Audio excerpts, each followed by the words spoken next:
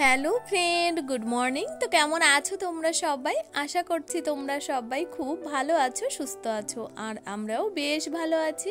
তো এখন বাজে ঘড়িতে সকাল 6:30। তো এখন থেকে তোমাদেরকে সাথে নিয়ে নতুন একটি ব্লগ শুরু করছি। আই হোপ তোমাদের একটু হলেও ভালো লাগবে। তো সকাল সকাল উঠে সমস্ত বাসি কাজকর্ম সব হয়ে গেছে, তারপর চা বসিয়ে দিয়েছি। আর তোমরা তো আগের ব্লগে দেখেছো ভাই আর মিষ্টি এসেছে আমাদের বাড়িতে। সোনার ভীষণ শরীর খারাপ, ওই জন্য রয়েছে।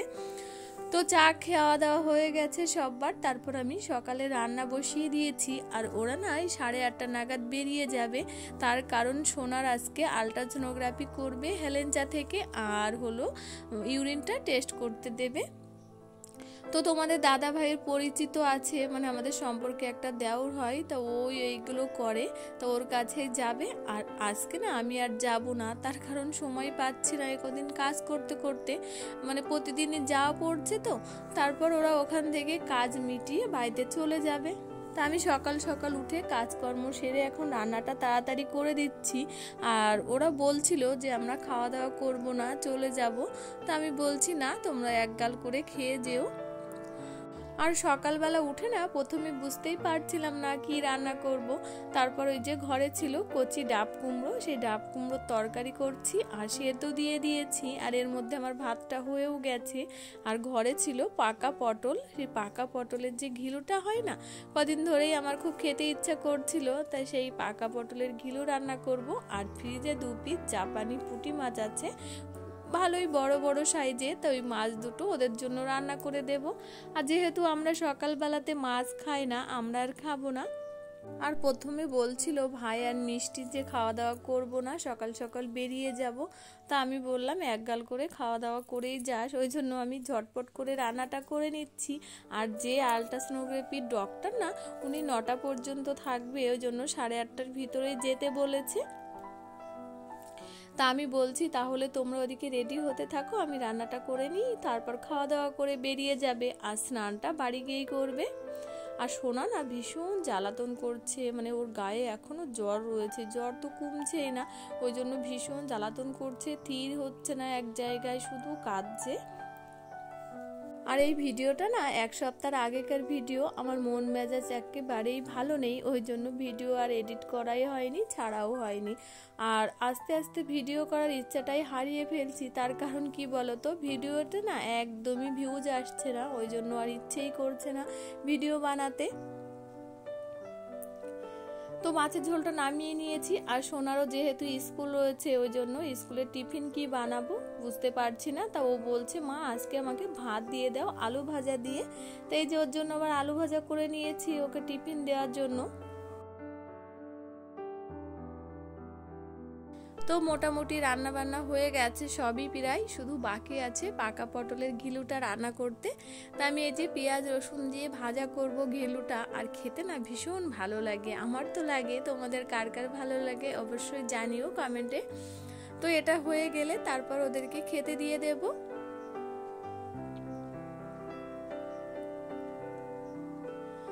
তো রান্না বান্না কমপ্লিট হয়ে গেছে, আর ওরাও গুছিয়ে রেডি হয়ে তারপরে যে খেতে দিয়ে দিয়েছি। আর সোনা না ভীষণ জ্বালাতন করছে, মানে ভাতও খাচ্ছে না, দুধও খাচ্ছে না।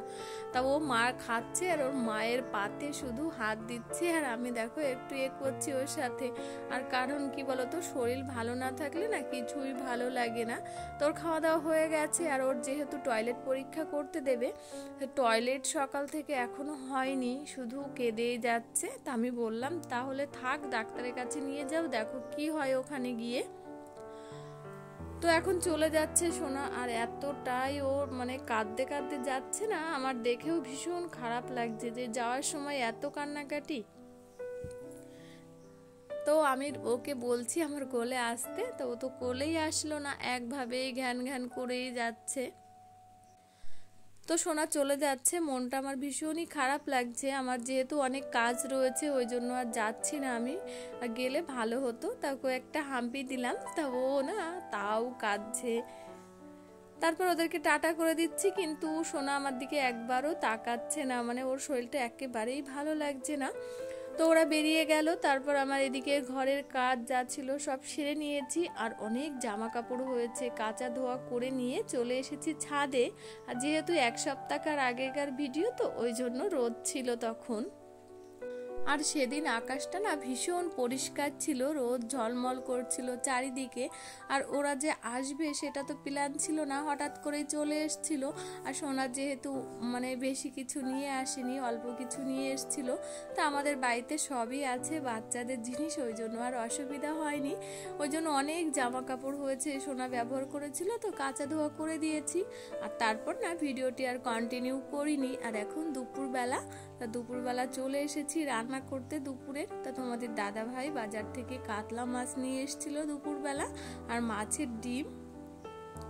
তো ঝিঙে কেটে নিয়েছি, ঝিঙে দিয়ে আলু দিয়ে কাতলা মাছের ঝোল করব, আর মাছের ডিম দিয়ে বেগুন দিয়ে ভাজা করব, আর আমের চাটনি করব। আর সকালের একটু সবজিও আছে।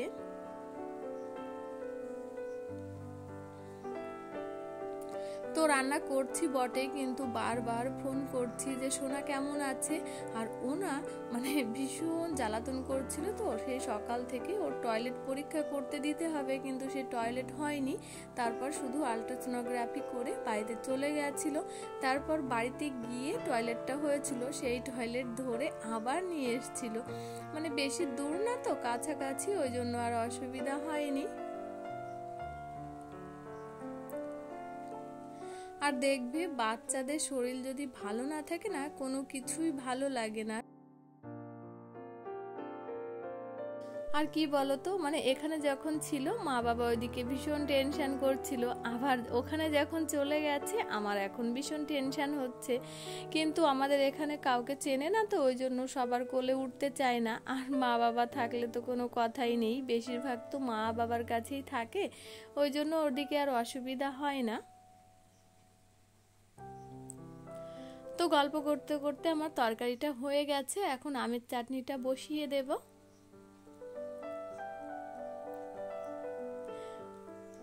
আর এই রোদ গরমে না একটু টক খেতেও ভীষণ ভালো লাগে। আর আমের চাটনিটা আমার একেবারে ঝোল হলে ভালো লাগে না, মানে মিডিয়াম থাকবে, ঝোলও না একেবারে কষা কষাও না, তাহলে খেতে ভালো লাগে। আর ওদিকে মানে বেগুনটাও কেটে নিয়েছি, মাছের ডিম দিয়ে ভাজা করব বলে।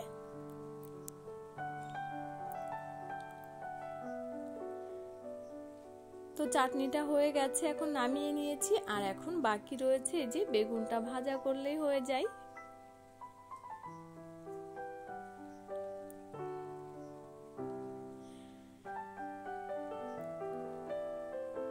তো যেসব বন্ধুরা আমার চ্যানেলটিকে অলরেডি সাবস্ক্রাইব করে দিয়েছো তাদেরকে অসংখ্য ধন্যবাদ। আর যারা এখনো করোনি তারা চাইলেও আমার চ্যানেলটিকে সাবস্ক্রাইব করে আমার পাশে থাকতে পারো। তো রান্নাবান্না কমপ্লিট করে তারপর স্নান করব, স্নান করে সবাইকে খেতে দিয়ে দেব। তো এই ভিডিওটি আর বড় করছি না, এখানেই শেষ করছি। তা ভিডিওটি তোমাদের কেমন লাগলো অবশ্যই একটা কমেন্ট করে জানিও। তো আবার ফিরে আসছি নতুন ভিডিওতে, ততক্ষণে তোমরা ভালো থেকো, সুস্থ থেকো, নিজেদের খেয়াল রেখো। তো আবার দেখা হচ্ছে খুব তাড়াতাড়ি নেক্সট ভিডিওতে।